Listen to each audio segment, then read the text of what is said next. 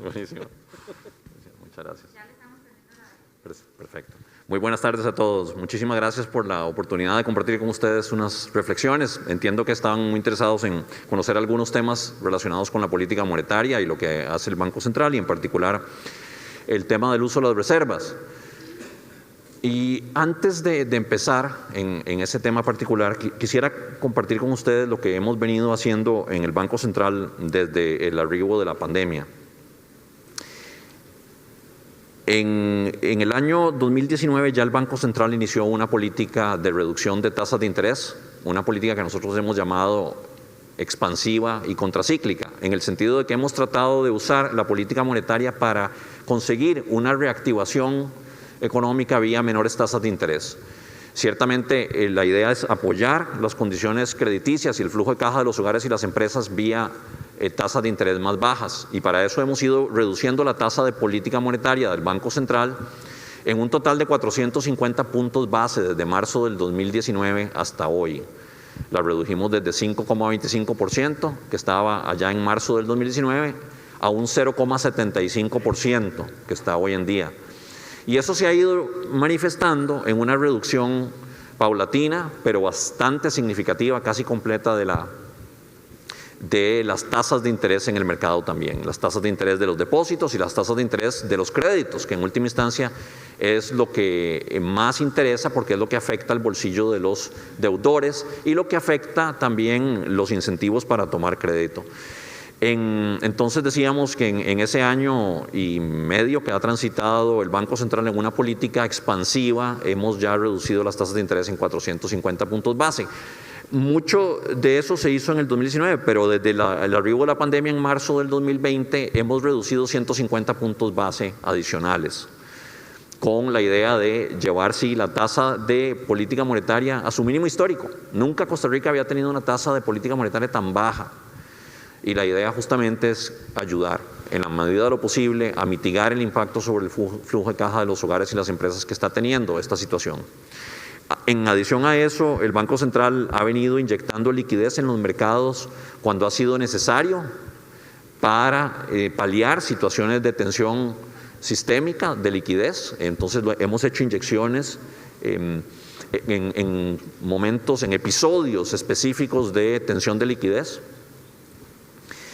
Y, por supuesto, más recientemente, ustedes habrán enterado, el Banco Central introdujo una línea de crédito, una facilidad especial por hasta 700.000 millones de colones para ayudar a reducir las tasas de interés y aumentar los plazos con que toman crédito los deudores en el sector privado. ¿Cómo? Dándole crédito en condiciones favorables a los intermediarios financieros, con la condición de que los intermediarios financieros, me refiero a los bancos y las cooperativas, usen esos recursos para trasladárselos al sector privado en mejores condiciones. Para asegurarnos en el Banco Central de que esas mejores condiciones se van realmente a manifestar en la práctica, le pedimos a los intermediarios financieros que elaboraran planes de uso de recursos y nos los trajeran al Banco Central con la idea de que nosotros los aprobáramos en el Banco Central. Entonces el desembolso de los recursos quedó condicionado a la presentación de planes de uso de recursos, y eso tenía un plazo de 3 meses que vence el 3 de diciembre para que nos presenten esos planes de uso de recursos, de manera que ya esos intermediarios financieros han estado trabajando activamente con nosotros en el Banco Central para lograr finalizar esos planes de uso de recursos, y esperaríamos que ya en las siguientes semanas empiecen a hacer los primeros desembolsos de esos recursos, que también van a ayudar a mejorar las condiciones de crédito en la economía. Por supuesto, en este momento lo que muchos deudores están necesitando es arreglos de pago, es o prórrogas o readecuaciones de sus créditos para darles un auxilio, para tener más oxígeno en el servicio de sus deudas. Y eso es lo que muchos intermediarios financieros ya han venido haciendo, pero con estos recursos se van a poder transmitir mucho mejores condiciones en esos arreglos de pago a los deudores. Y en el año que viene eso va a ser fundamental para la recuperación económica. Esperaríamos que en una segunda fase esto se pueda manifestar también en un crecimiento del saldo total de crédito, de otorgamiento de nuevos créditos con mejores condiciones financieras. Y todo eso también va a ser apoyado por el proyecto de ley en este momento en manos de la Asamblea Legislativa para la creación de una figura de avales, de un fondo de avales que permitiría también mejorar las condiciones crediticias. Y eso va a ser un complemento fundamental de esta figura de línea de crédito, de facilidad de crédito especial que está abriendo el Banco Central. En adición, por supuesto, desde el CONACYF y la SUGEF, la Superintendencia General de Entidades Financieras y el Consejo Nacional de Supervisión del Sistema Financiero, se han hecho una serie de adecuaciones normativas para abrir el espacio regulatorio para que los bancos puedan dar todas estas prórrogas y readecuaciones de crédito que han estado dando y que van a dar todavía más con la facilidad de crédito del Banco Central. Eso es lo que nosotros hemos venido haciendo, es un poco para darles el contexto de lo que el Banco Central puede hacer con responsabilidad en un contexto como el actual. ¿Y por qué digo con responsabilidad? Porque el Banco Central tiene una responsabilidad fundamental también de no solo apoyar la reactivación económica en momentos como el actual, sino también de afianzar la estabilidad macroeconómica, que todos sabemos es una condición necesarísima para el crecimiento económico. Cuando hay inestabilidad, no hay crecimiento económico. Recuerden la Costa Rica de los años inestables de principios de los 80. Vean lo que ocurre en una economía como la venezolana cuando se pierde la estabilidad macroeconómica y financiera. No hay crecimiento económico. El crecimiento económico depende fundamentalmente de tener estabilidad económica, de tener estabilidad macroeconómica y financiera. Y en eso el Banco Central tiene que jugar un papel muy importante, manteniendo condiciones monetarias coherentes con la estabilidad macroeconómica y coherentes en ese sentido también con la estabilidad de precios, que es una condición fundamental de la estabilidad macroeconómica. Entonces, una inflación baja y estable es un ingrediente central de esta estabilidad que es fundamental para el crecimiento económico. Por eso nosotros lo que hemos venido haciendo, lo hemos venido haciendo con absoluta responsabilidad y con compromiso firme en nuestra meta de inflación. Con compromiso de mantener la inflación baja y estable. No vamos a hacer política monetaria para reactivar la economía en perjuicio de la meta de inflación. Lo vamos a hacer siempre con miras a la meta de inflación, pero sabiendo que en este momento tenemos un contexto de inflación muy baja. De hecho, en algunos meses hemos tenido inflación negativa. El Banco Central tiene espacio para hacer política monetaria expansiva, pero tenemos que hacerlo en forma cuidadosa, tenemos que hacerlo en forma responsable. Nosotros garantizamos y hemos reiterado muchas veces que tenemos un compromiso con esa política expansiva, pero siempre con miras a mantener la estabilidad macroeconómica y también la estabilidad financiera. Por eso cuando hacemos intervenciones en los mercados, lo hacemos con miras a asegurar la estabilidad en los mercados en los que intervenimos, asegurar que esos mercados sigan operando en condiciones normales y de esa forma se mantenga el sistema de pagos y el sistema financiero operando normalmente a pesar de los choques que hemos recibido. Pasaría entonces, si quieren, hablar un poquito del tema de las reservas. No sé si me pueden poner de nuevo la presentación, por favor.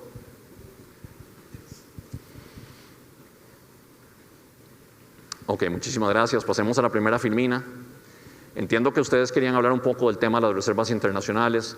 Y empecemos por la definición del manual de balanza de pagos. Es el manual de balanza de pagos del Fondo Monetario Internacional, donde están definidas qué son las reservas internacionales netas.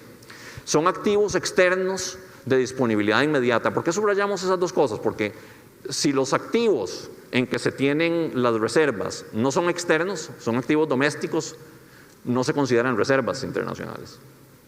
Tienen que ser activos externos. O sea, por ejemplo, si el Banco Central tuviera invertidas las reservas en bonos del gobierno, como algunos han propuesto, eso no son reservas, por definición, porque no son activos externos. Y tienen que ser de disponibilidad inmediata.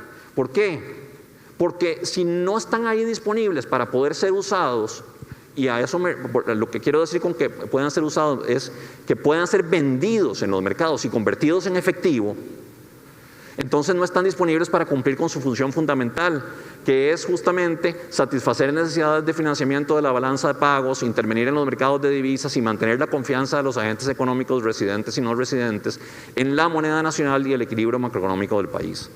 Si el Banco Central no tuviera estas reservas en instrumentos que puedan ser fácilmente convertibles a efectivo en los mercados internacionales, entonces realmente no podría contar con los dólares que se necesitan para poder intervenir en el mercado cambiario cuando haya episodios de tensión. Y cuando hay episodios de tensión, el Banco Central tiene que intervenir vendiendo sus divisas, vendiendo sus dólares, para poder evitar que se den cambios muy violentos y sobre todo aumentos muy violentos en el tipo de cambio. Entonces, para eso necesita tener las reservas en instrumentos que sean líquidos, es decir, de disponibilidad inmediata. Y como decíamos, instrumentos externos. Pasemos, por favor. ¿Y cómo los invierte entonces un banco central o el Banco Central de Costa Rica? Bueno, los tenemos fundamentalmente invertidos en instrumentos de renta fija, como bonos o depósitos, que sean seguros y muy líquidos. Son esencialmente activos financieros con muy baja exposición al riesgo de crédito. Estos son con altísimas calificaciones de riesgo o de crédito, perdón, para que se reduzca lo más posible el riesgo de que eventualmente el emisor de ese título que el Banco Central tiene vaya a ser un impago, lo que llamamos el riesgo de crédito. Y también para reducir el riesgo de mercado, esa es la posibilidad de que se den pérdidas como consecuencia de movimientos en los precios de esos activos en los mercados internacionales. Y la segunda condición de los activos en que invertimos es, como decía antes, que se puedan convertir fácilmente en efectivo, de forma tal que estén disponibles para cumplir con el propósito esencial de las reservas, que es precisamente poder intervenir en el mercado cambiario para implementar la política cambiaria, sobre todo para mitigar fluctuaciones violentas en el tipo cambio y para poder hacer los pagos, hacerle frente a los pagos externos que la economía costarricense demanda en cualquier momento del tiempo. Adelante, por favor. Bueno, hay una filmina básicamente mostrando la composición de los activos de las reservas internacionales. Son todos activos externos, como pueden ver. Si quieren, pasemos a la siguiente. Y ahí está el tipo de calificación de instrumentos por su calificación de crédito. Como pueden ver, son todos instrumentos de muy alta calificación crediticia, de BBB para arriba, que son en realidad instrumentos de muy buena calificación. Una buena parte de ellos son realmente instrumentos de AAA, que son la mejor clasificación de riesgo de crédito posible. Adelante, por favor. ¿Por qué requieren reservas internacionales netas los bancos centrales? Bueno, para un país como Costa Rica, que tiene un régimen cambiario flexible, esto es que el tipo de cambio lo fija el mercado, no el Banco Central que lo fija el mercado, pero en donde tenemos flotación administrada, es importante tener reservas para garantizar la sostenibilidad del régimen cambiario, de manera que nosotros podamos intervenir cuando sea necesario. Y eso es particularmente cierto en una economía como la nuestra, donde tenemos un nivel de dolarización financiera importante, donde alrededor del 34% de los depósitos y de la liquidez total está en moneda extranjera y donde alrededor del 36% del crédito está en moneda extranjera.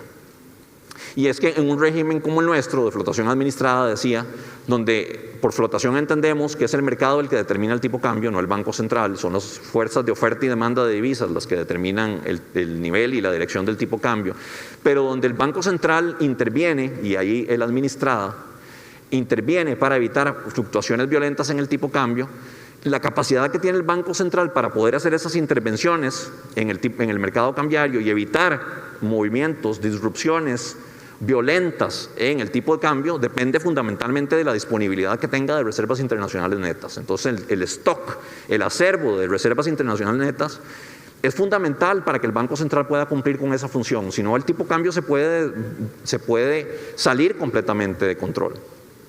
Pasemos, por favor. Entonces, en ese sentido, podemos decir que las reservas son una especie de seguro ante choques externos o internos a la balanza de pagos. Por ejemplo, salidas o interrupciones súbitas en la entrada de capitales, una alta volatilidad en los flujos de capitales, todo esto puede someter el país a choques importantes en el mercado cambiario, una pérdida de confianza en el país que pueda incentivar ajustes en la cartera de los ahorrantes, y choques en los términos internacionales de intercambio, cuando se nos suben mucho los precios del petróleo o se nos suben mucho las tasas de los precios de las importaciones en general, o cuando se nos caen los precios de las exportaciones nuestras. En esos casos podemos estar enfrentando presiones cambiarias que el Banco Central también tiene que atender vía sus reservas internacionales netas. Adelante, por favor. Entonces, las reservas internacionales cumplen un papel fundamental en generar confianza en los agentes económicos, sean extranjeros o sean domésticos.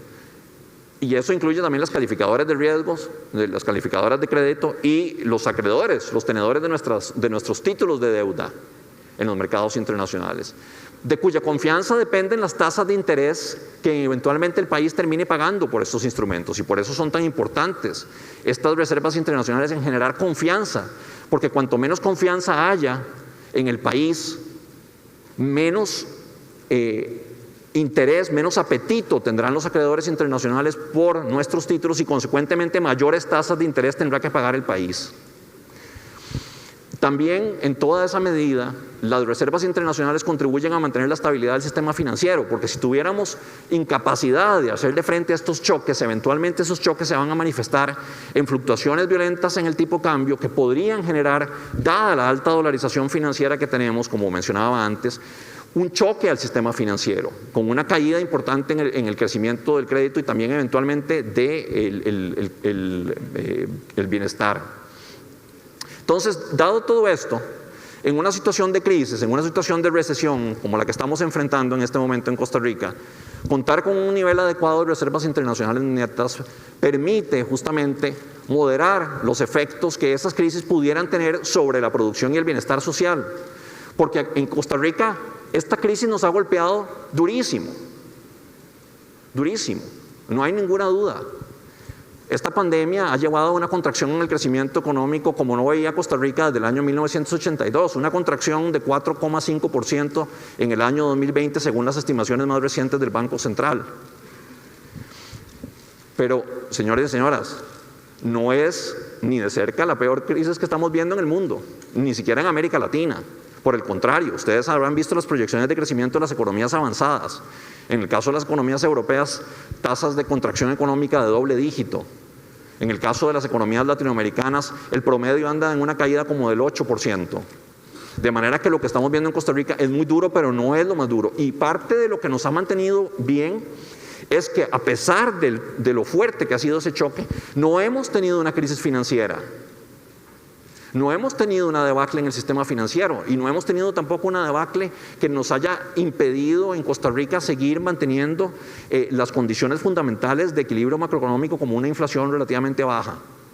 Un tipo de cambio que a pesar de que por diferentes razones, y ahora podemos hablar de eso, se ha movido al alza, no se ha disparado como en muchos otros países. Entonces eso es fundamental. Pasemos, por favor. ¿A dónde estamos en Costa Rica en términos del nivel de reservas? En este momento, bueno, al 11 de noviembre, las reservas internacionales netas del Banco Central estaban en 7.829 millones de dólares. De eso hay unos 3.400 millones de dólares que respaldan pasivos en moneda extranjera que tiene el Banco Central. Estos pasivos son básicamente depósitos en dólares del gobierno y los encajes en dólares de los bancos comerciales. Esos pasivos en moneda extranjera que tiene el Banco Central son obligaciones del Banco Central con el público. Entonces hay una parte de las reservas internacionales netas que tiene el Banco Central que realmente están ya comprometidas. Podríamos entonces hablar que las reservas disponibles o las reservas no comprometidas del Banco Central son en realidad 4.427 millones al 11 de noviembre, que son básicamente esos 7.829 menos los pasivos en moneda extranjera por 3.402 millones de dólares. Pasemos, por favor. ¿Cómo se ve eso en términos del PIB? Bueno, las reservas internacionales netas totales andan como en el 13% del PIB en este momento. Las reservas disponibles o no comprometidas andan alrededor del 7,5% del PIB, es decir, un monto mucho más bajo. ¿Y cómo se ve eso en el contexto internacional? Pasemos, por favor. O más bien, en el términos de diferentes métricas, ahí si vemos las reservas disponibles, que son la barrita anaranjada de la derecha, y vemos las reservas totales, que son la barra azul, ahí vemos que dependiendo de cuál de los dos saldos usemos, Costa Rica está más o menos bien o un poco menos bien. En el caso de las reservas totales, sí estamos más o menos en línea con las principales métricas que se usan para ver la adecuación de reservas. Por ejemplo, 3 meses de importaciones, cubrir al menos el 20% de la liquidez total de la economía, tener reservas que cubran el servicio de deuda externa de corto plazo, es decir, lo que el país tiene que hacer, enfrentar en pagos de deuda externa en un año determinado. También la cobertura de una métrica que desarrolla el Fondo Monetario Internacional que se llama la métrica de adecuación de reservas, o Reserve Adequacy Metric, que le llaman en el Fondo Monetario Internacional. Y bueno, en relación con todas esas métricas, la barra azul está bastante bien, la barra anaranjada, que es ya las reservas disponibles o no comprometidas, no está tan holgada. No está tan holgada. Pasemos, por favor. Pasemos a la siguiente, esta tiene que ver con la liquidez. Pasemos a la siguiente, por favor. ¿Cómo nos vemos en el contexto internacional? Dependiendo de nuevo si usamos las reservas internacionales totales o las disponibles, en principio Costa Rica no está sobrado en reservas, es lo que podemos concluir de esa gráfica. Ahí veamos cómo nos comparamos con otros países que tienen regímenes de metas de inflación y regímenes cambiarios de flotación o flotación administrada.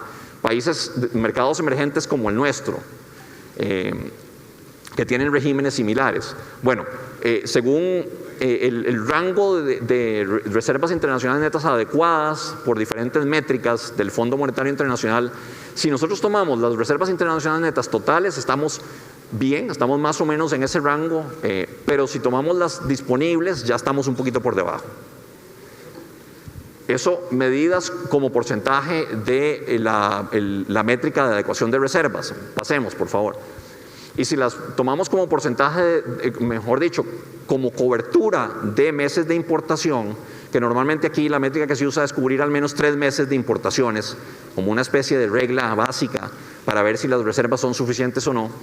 De nuevo, Costa Rica está más o menos bien, pero no muy holgado cuando tomamos todas las reservas, y mucho menos holgados si únicamente tomamos en cuenta las reservas que están directamente disponibles, es decir, las que no están comprometidas. Adelante, por favor. Y en general la conclusión es que comparados con otros países de ingresos medios altos como Costa Rica, vemos que estamos significativamente por debajo en términos de las reservas, tanto si consideramos las reservas totales, que son la línea azul en ese gráfico, como si consideramos únicamente las reservas no comprometidas, que es la línea punteada roja. Ahí pueden ver que estamos significativamente por debajo, tanto del promedio de los países de ingreso medio alto, como de los países de ingresos medios altos de América Latina, que es nuestro vecindario y los países con los que podríamos compararnos más directamente. Conclusión de todo esto: Costa Rica tiene un cuadro de reservas bueno, pero no sobrado. Y si consideramos las que ya están comprometidas por los pasivos en moneda extranjera que tiene el Banco Central, situación que no tienen muchos bancos centrales porque no tienen los niveles de dolarización financiera que tenemos en Costa Rica, ya no nos vemos tan bien.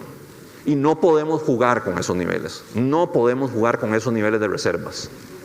Adelante, por favor. Porque las reservas, como les decía, están hechas para ser usadas en episodios de tensión en los mercados. Y justamente lo que hemos estado enfrentando en Costa Rica en los últimos mes y medio, 2 meses, es un episodio de tensión en el mercado cambiario. Y en realidad el tipo de cambio en Costa Rica empezó a desplazarse al alza desde abril. Empezó a desplazarse al alza desde abril y hasta ahora, he estado diciendo yo en diferentes medios de comunicación, por 3 factores fundamentales. El primero, porque hay ciertos factores estacionales en el tipo cambio. Esto es, hay algunas regularidades históricas que uno ve año contra año en el movimiento del tipo cambio, según las cuales a partir de abril y más o menos hasta noviembre hay una relativa sequía de divisas. Y entre noviembre y abril, por el contrario, hay más bien una mayor afluencia de divisas, de dólares en el mercado. ¿Por qué? Porque entre noviembre y diciembre se dan los pagos de planillas, los pagos de aguinaldos y todo eso hace que las empresas traigan muchos dólares, los conviertan en colones para hacerle frente a los pagos de sus aguinaldos, de las planillas, etcétera, de los impuestos también. Y además en esos meses ya empezamos a transitar hacia los periodos altos del turismo y de las cosechas estacionales, como el café, como el azúcar, como el melón. Entonces viene una gran oferta de divisas en esos meses. Oferta de divisas que empieza a secarse a eso de abril, ¿verdad? Entonces siempre tenemos ese patrón estacional. En los meses que hemos venido transitando, hemos estado en el periodo de relativa sequía de divisas. Factor número 1. Factor número 2, Costa Rica, como dijimos, fue muy fuertemente golpeada por la pandemia y esto golpeó también las exportaciones, tanto las de bienes como las de servicios, y entre las de servicios, por supuesto, el turismo. Entonces, se nos cayó la oferta de dólares. Eso también afectó el comportamiento del tipo cambio, sin duda. Factor número 2.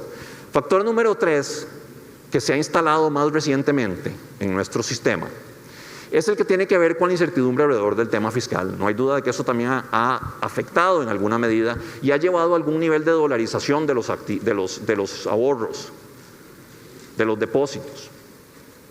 Y entonces, la combinación de todo eso ha hecho que el Banco Central se haya visto obligado a intervenir en el mercado cambiario. ¿Cómo ha intervenido el Banco Central en el mercado cambiario? De dos formas. Una es la que tiene que ver con ventas directas de dólares en el mercado cambiario. Eso el Banco Central lo ha venido haciendo más y más. Hemos venido vendiendo dólares, vendiendo divisas en el mercado cambiario. La segunda es que el Banco Central le tiene que vender las divisas al sector público no bancario, a las empresas del Estado que necesitan y al gobierno cuando necesitan dólares. Cuando las entidades del sector público no bancario necesitan dólares, van al Banco Central y le piden los dólares. El Banco Central se los suple. Luego el Banco Central va al mercado y los compra. Resulta ser que para evitar ahondar las tensiones o las presiones al alza que se han venido dando en el tipo cambio, el Banco Central no ha venido restituyendo las reservas que le ha vendido al sector público no bancario. Y eso ha hecho que la posición en relación con el sector público no bancario haya cambiado en los meses de julio a noviembre en 799 millones de dólares, como pueden ver al final de esa tabla que están viendo ahí, hacia el centro, sector público no bancario, 799 millones de dólares vendidos al sector público no bancario y no restituidos en el mercado cambiario. Si a eso le sumamos las ventas directas por estabilización que hemos hecho justamente en ese periodo de julio a noviembre, por 237 millones de dólares, vemos que ya en estos últimos meses el Banco Central ha tenido que intervenir en el mercado cambiario por más de 1.000 millones de dólares. ¿Cuánto había intervenido el Banco Central en ventas directas en el periodo de enero-junio? 6 millones de dólares, no teníamos tensiones, no usamos las reservas. ¿Cuánto habíamos intervenido para el sector público no bancario? Más bien negativo, 310 millones de dólares. ¿Qué quiere decir esto? Que le compramos más dólares al sector público no bancario de lo que le vendimos, o en otras palabras, que compramos más restituimos más en el mercado cambiario de lo que le tuvimos que vender al sector público no bancario. Acumulamos una buchaca que no solo deshicimos completamente, sino que ahora la convertimos en negativa por no salir a restituir esas reservas en el mercado cambiario y no ponerle más presión al tipo cambio. Conclusión: cuando el Banco Central necesita intervenir en el mercado cambiario para que el tipo de cambio no se desplace y no se salga de control, lo hace. Y en un periodo de 3-4 meses hemos intervenido en más de 1.000 millones de dólares. ¿Ustedes recuerdan cuánto tenemos disponibles? Como unos 4.200 millones de dólares. Entonces, no podemos jugar con el nivel de reservas. No podemos jugar con el nivel de reservas. Adelante, por favor. ¿Cuál es la situación fiscal y qué tiene que ver esto con las reservas internacionales netas? En primer lugar, evidentemente, hemos tenido una trayectoria creciente de la razón de deuda pública al PIB. Hay una situación fiscal complicada. Y eso, aunado al alto déficit fiscal, ha incrementado las necesidades de financiamiento del gobierno. No hay duda de que el gobierno tiene necesidades de financiamiento brutas muy fuertes. ¿Qué son las necesidades de financiamiento brutas? No son las que no son inteligentes. Son las que tienen el gobierno año con año como consecuencia del déficit fiscal más los vencimientos de deuda. Y el problema es que cuando la situación fiscal se empieza a poner comprometida, los vencimientos empiezan a ocurrir más frecuentemente porque la gente empieza a desplazarse a títulos de corto plazo. Afortunadamente en Costa Rica en este momento no hemos tenido eso, a gran diferencia del 2018, donde sí teníamos la deuda muy parqueada en el corto plazo. Pero lo cierto es que las necesidades de financiamiento del gobierno son fuertes. Ahora bien, los gastos del gobierno son en colones, no son en dólares. Y en todo caso, la propuesta que a veces ha circulado de usar y eventualmente incluso hasta agotar las reservas internacionales netas, que son finitas, no va a resolver el problema fiscal, que es un problema estructural. El problema fiscal hay que arreglarlo por su raíz, que es el desbalance entre los ingresos y los gastos del gobierno. Es decir, hay que encontrar una forma para aumentar los ingresos y bajar los gastos del gobierno permanentemente, o si no, no vamos a resolver el problema. El problema fiscal de Costa Rica no se resuelve con las reservas internacionales netas del Banco Central, aun si las tuviéramos para jugar con eso, pero no las tenemos. Pasemos, por favor. Entonces, ¿qué es lo que pasaría si nosotros en esta situación usáramos las reservas del Banco Central para financiar al gobierno? Que lo que podríamos generar más bien es una pérdida de confianza en los agentes económicos. Y eso al final se va a manifestar en tensiones adicionales sobre las tasas de interés y sobre el tipo de cambio. Que estos suenan como entelequias, estos suenan como abstracciones, pero al final esos aumentos en las tasas de interés y en el tipo de cambio golpean el bolsillo de todos los costarricenses. Eso es lo que sabemos, eso es lo que vemos todos los días. Entonces, si nosotros empezamos a jugar con esas reservas y las usamos para lo que no están hechas, lo que podemos generar es una pérdida absoluta de confianza en la capacidad del gobierno de pagar, de hacerle frente a sus pagos, y en la capacidad del Banco Central de intervenir en el mercado cambiario cuando realmente lo necesita hacer. Y eso genera, esas pérdidas de confianza pueden generar ataques especulativos o profecías autocumplidas, vía expectativas. Porque la gente empieza a decir, ¿será que el Banco Central no va a ser capaz de intervenir en el mercado cambiario y de atajar el tipo de cambio si se presentan presiones muy fuertes? Mejor me corro yo de una vez al dólar, antes de que me salga carísimo comprar esos dólares. Entonces me voy corriendo al dólar, y si todo el mundo piensa lo mismo, el dólar se dispara y no tendría cómo hacerle frente, precisamente porque ya dilapidé mis reservas. ¿Me explico? El bajar yo el acervo de reservas aumenta significativamente la probabilidad de tensiones en el mercado cambiario, vía expectativas, y materializa entonces la dilapidación y posiblemente el agotamiento de las reservas monetarias internacionales. Además, como las reservas internacionales netas son una variable fundamental que todos los acreedores internacionales están viendo día contra día, tanto como el déficit fiscal, tanto como la inflación, tanto como otras variables macroeconómicas, y porque las consideran una señal fundamental del blindaje financiero, por las razones que les he explicado, que tiene el país para hacerle frente a choques.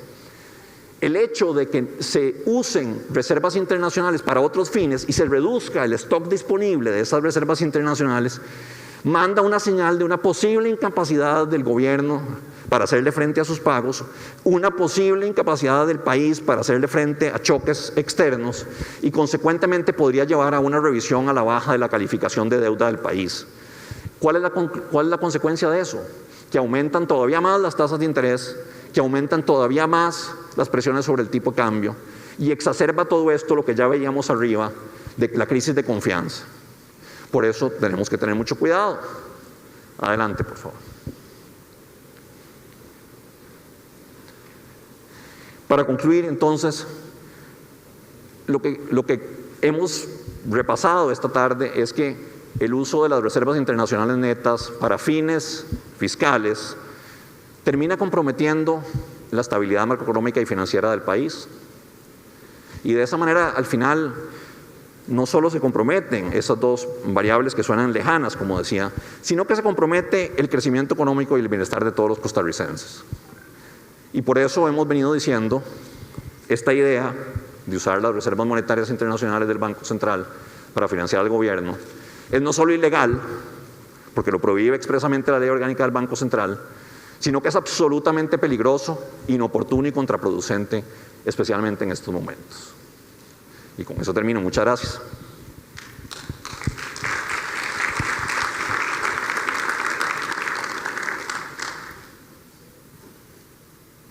No sé qué hago con el micrófono. ¿Me quedo con el micrófono? El 3, por favor. Vamos a abrir preguntas y respuestas. Sí, señor. ¿Sí? Ok, me quedo.